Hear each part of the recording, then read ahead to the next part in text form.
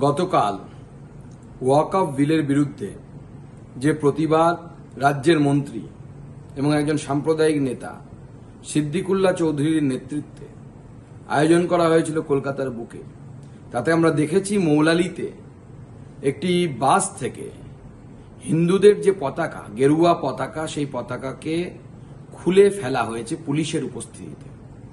মমতা বন্দ্যোপাধ্যায় অত্যন্ত খুশি হয়েছেন এই জমায়েত দেখে। এই পতাকা খুলে ফেলা দেখেও হয়তো উনি খুব খুশি হয়ে থাকতে পারেন, কিন্তু এই পতাকা কোন রাজনৈতিক দলের পতাকা নয়। এই পতাকা সমগ্র হিন্দু সমাজ, সনাতনী সমাজের পতাকা, সমগ্র হিন্দু সমাজ এবং সনাতনী সমাজের সম্মান।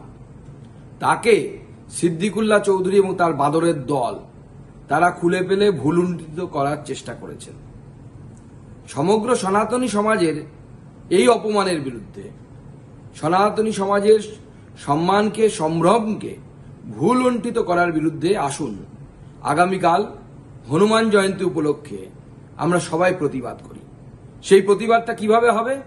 নিজের বাড়িতে আমরা সবাই গেরুয়া পতাকা লাগাই, যারা সনাতনী আছেন তারা প্রত্যেকে লাগায়।